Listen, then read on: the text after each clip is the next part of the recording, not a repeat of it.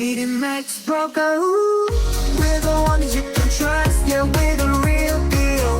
Beating Max Broker, your trading dreams will fill. No need to search, cause we're the ones to choose. Beating Max Broker.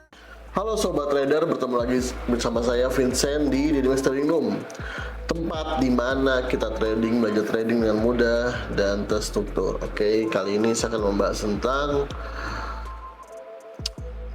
multi time frame ya, yang dimana multi time frame kadang beberapa orang ada yang memerlukan, ada yang enggak juga. Kalau menurut saya ya, menurut saya sendiri multi time frame ini sangat diperlukan, terutama untuk mencari titik entry yang ideal tentunya ya, untuk mencari juga titik entry yang ideal dan ditambah dengan stop lossnya juga yang tidak terlalu jauh, dan untuk profitnya kita bisa mendapatkan hal semaksimal mungkin gitu ya. Oke.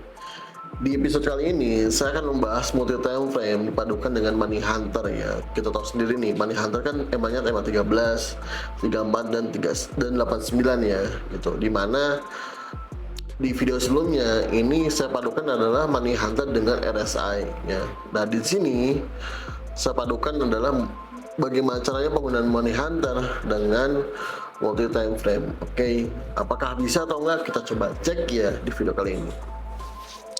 Oke, kita masuk ke videonya. Di sini saya udah ada tampilan 3 MA ya. 3 MA ini adalah money hunter periode 13, periode 34 dan periode 89. Oke. Bagaimana sih cara penggunaannya ya? Apakah harus pindah-pindah time frame terus tiap menit tiap detik? Enggak juga ya, teman-teman ya. Kalau misalkan di sini sebenarnya mudah banget ya. Jadi yang kita tahu harus dipatokin adalah kita sebagai trader itu gaya tradingnya seperti apa. 1 intraday, 2 scalping. Ya, itu dulu aja. Kalau swing gampang swingnya.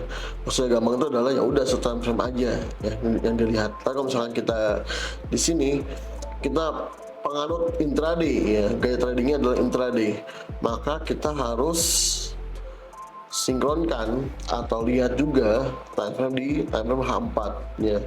Jadi dari D1, H4 dan H1 nya. Nah, itu multi time frame itu ya. Jadi kalau misalnya intraday, cek di situ tuh D1, H4 dan H1 nya.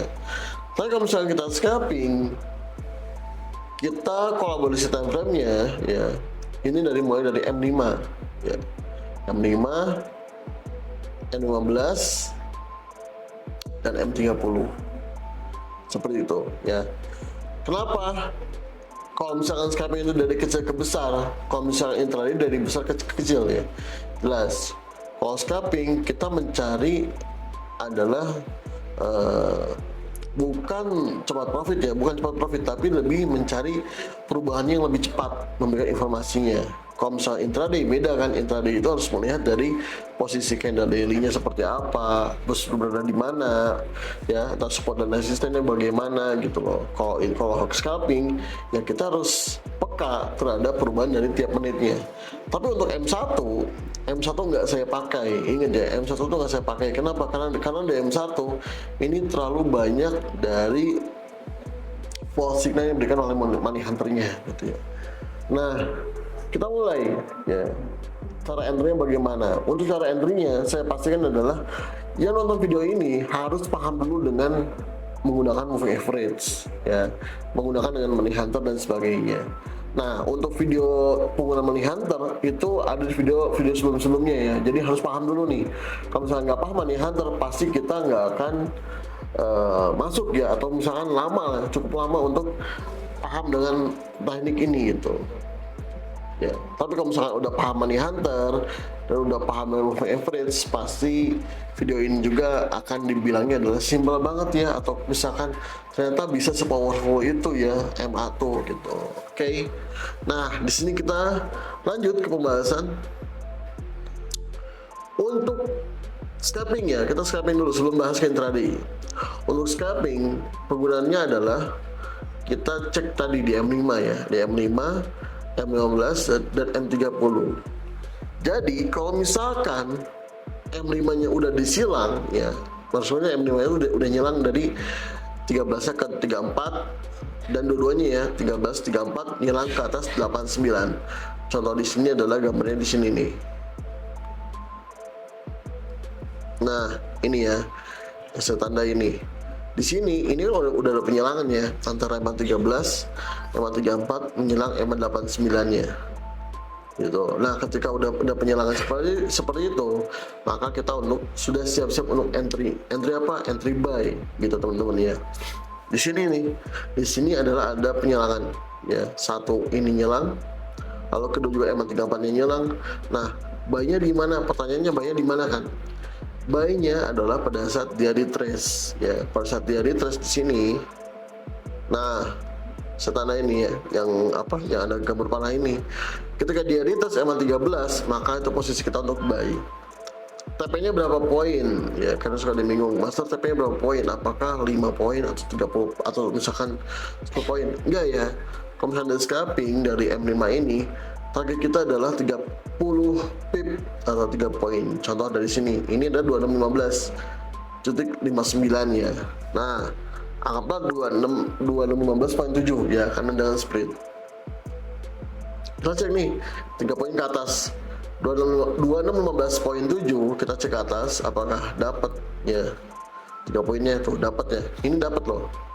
Ketika dia dapat langsung dia turun ke bawah lagi. Nah, kita bisa beberapa kali entry. Jadi kenapa entry-nya itu ditapain 3 poin? Apakah rugi, Master? Apakah tiba-tiba gold itu suka suka lari gitu ya, suka lari jauh gitu. Kalau misalnya 3 poin apa ngaruh gitu? Enggak ya, karena di sini beberapa kali adalah entry-nya. Di sini nih, udah TP di sini dia turun ke bawah lagi kan, turun ke bawah, maka kita bisa buy lagi di sini nih 13. Ya, di sini nih, yang saya tandain 13 bisa buy lagi. Nah, kalau case-nya kayak gini gimana? Ini boleh juga dibuy lagi ya. Dia averaging buy lagi nih, ini dibuy lagi. Seperti ini. Oke. Nah, ini TP-nya dari 2 ya. Acuan dari mana? Apakah acuan dari sini atau dari sini? Enggak ya. Acuannya adalah 3 poin dari yang atas. Contoh di sini. Kita entry di 2617, oke. 2617 kita share di situ. Kita buy ya. Kita buy di situ 2617. Tapi berarti 2620 kan. 2620 kita cek di sini. Nah, kena kan? Ya, ini 30 pip ke atas. 30 pip ke atas dan dia ke bawah lagi. Gitu. Jadi di sini pun udah kena. Jadi 2 posisi kita langsung TP. Berarti 3 kan ya. Plusnya 3. Plusnya 3. Di sini dia turun ke bawah lagi ya. Turunin ke bawah. Nah, ini sama. Pas dia turun ke bawah lagi, berarti kita waktunya untuk buy lagi. Cek di sini. 3 poin ada nggak? 3 poin. Nah, di sini 3 poin. Tuh kan. 30 pip dia kena. Setelah 30 pip kena, dia turunnya ke bawah dan menyentuh dengan moving average lagi. Gitu. Jadi beberapa kali entry. Lalu gimana sih Master buat cut loss-nya ya? Buat cut loss-nya di mana? Nah, kalau buat cut loss-nya mesti menggunakan dari moving average lagi ya. Kalau misalkan 13-nya menyerang ke 34 itu diabaikan aja di M5-nya ya. Abaikan aja. Kalau misalkan di M5 untuk cut loss-nya adalah membutuhkan dari 2 MA ini, 13 dan 34-nya ini menyelang ke bawah MA 89. Contohnya gimana, Master gitu kan, Coach. Contohnya kayak gini. Ini di sini ada ini ya. Ini di sini, ini belum di cut loss.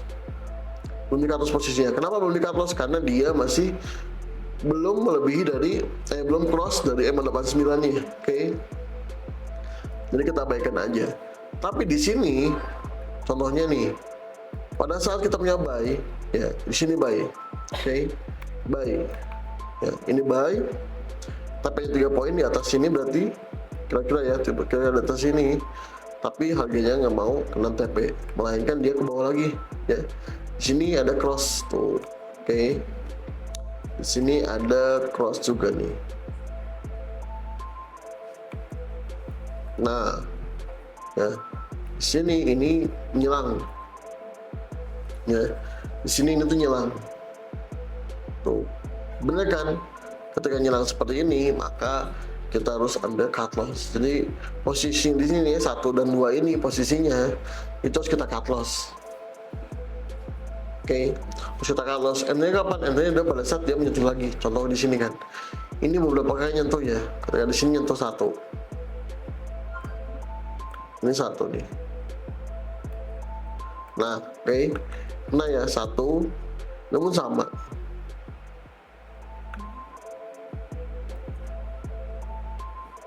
Nah, ya. Ini sama nih di sini nih. Artinya kita asalnya berarti 3 poin dari bawah kan. Di sini 3 poin, hitung. Ini belum kena ya.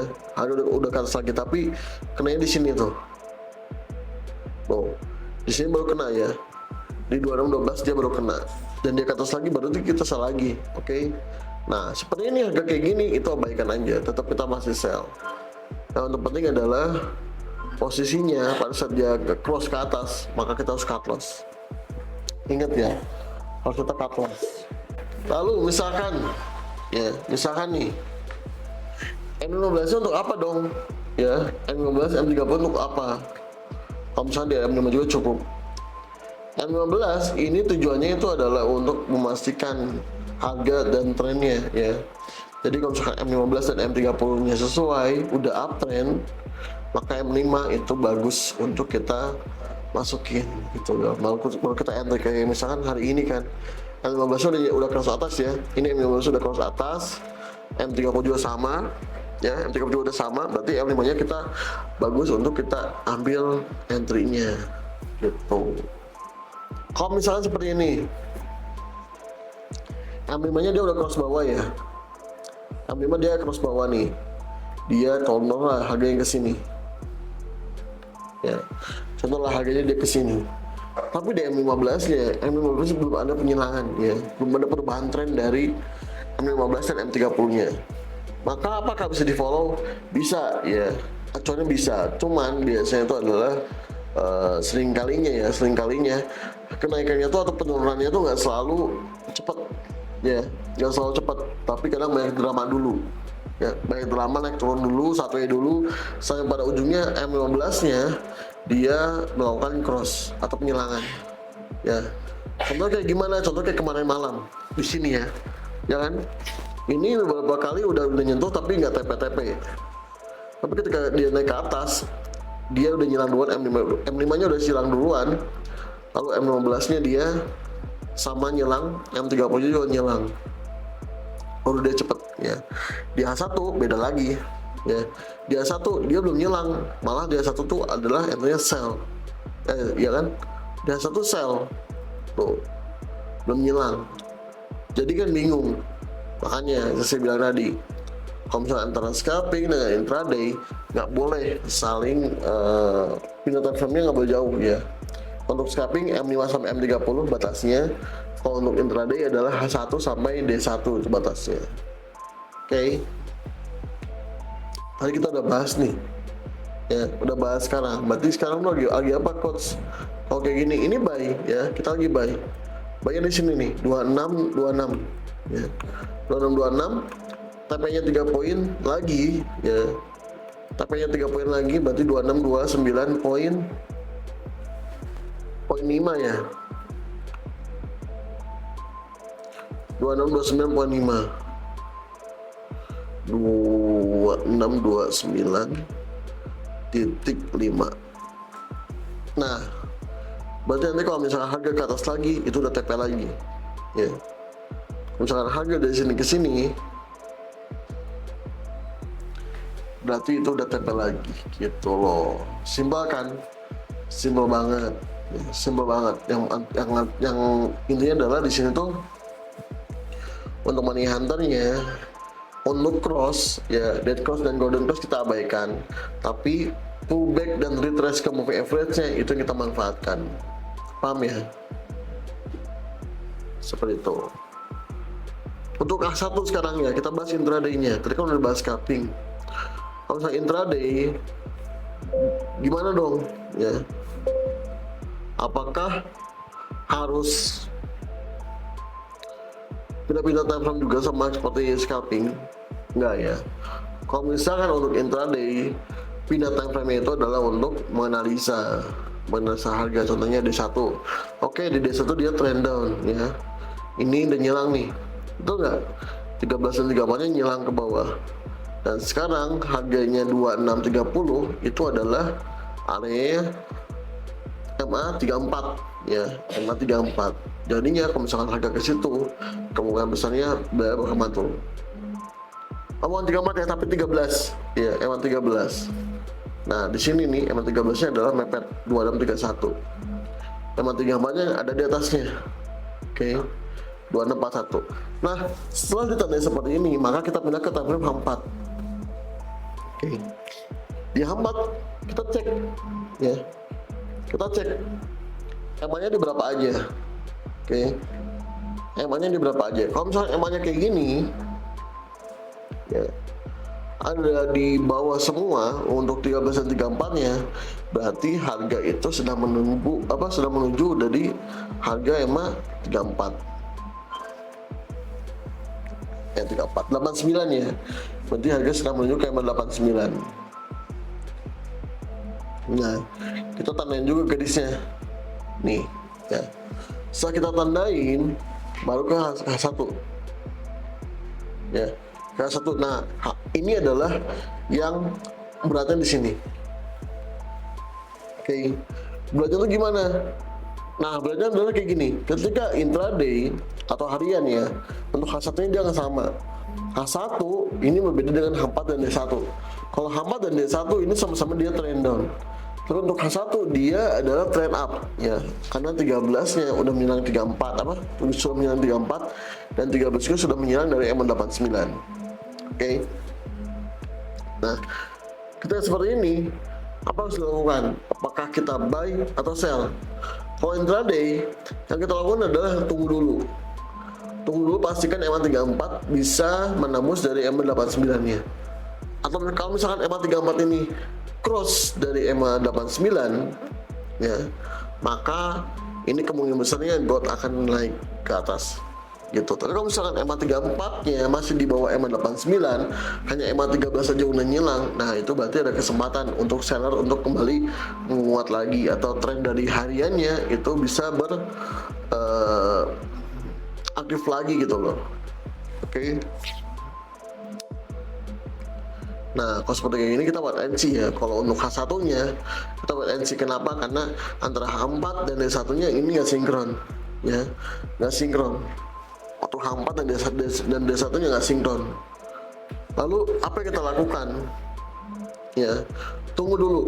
Kalau misalnya EMA 34-nya udah nyerang EMA 89, maka kita bisa buy goldnya sampai dengan resisten yang di sini nih, antara 2631, 2638 atau 2641. Ya, itu loh. Kalau misalkan dari EMA 34-nya ini silang melewati EMA 89, ingat ya, EMA 34 tuh yang bawah. EMA 34 harus yang dulu EMA 89, baru kita bisa ngerasain bahwa goldnya nanti naik lagi ke atas. Seperti itu ya. Kalau misalkan kita dari intraday, multi time frame-nya adalah kayak gitu, dari D1 ya, D1, H4 dan H1. Nah, level-level moving average-nya itu tandain pakai horizontal line. Lalu kita cek ke H1 bawah untuk memastikan bahwa gold itu akan mantul menuju moving average-nya. Gitu ya. Jadi kan berseberangan ya. Itu saya bilang, kita scalping nggak boleh nengok-nengok intraday. Karena apa? Karena dari M30 aja udah beda ya. M30 dengan H1 ini beda. M30 dia udah trend up nih ya. H1 dia masih belum mau trend up. Seperti itu. Oke, paham kan? Jadi ininya adalah jangan padukan kedua gaya trading. Kalau misalkan kita scalping, maka konsistennya scalping. Kalau misalkan kita intraday, maka konsistennya di intraday. Jangan dicampur-campur, saya mau scalping, saya mau intraday. Ujung-ujungnya adalah apa? Awalnya scalping malah jadi long term ya, karena kita terus-terusan geser stop loss. Ingat, M30 sama H1 itu pasti beda jauh. Oke. Seperti itu untuk penjelasan dari penggunaan money hunter secara multi time frame ya. Semoga bermanfaat, dan jangan lupa juga untuk like, subscribe, dan komen video di bawah ini. Kita tunggu pembahasan video berikutnya. Kalau mau request boleh juga tinggal komentar di videonya dan kita akan bahas di episode berikutnya. Saya Vincent, Pak undur diri dari Dynamics Trading Room. Selamat belajar dan happy profit. Bye bye.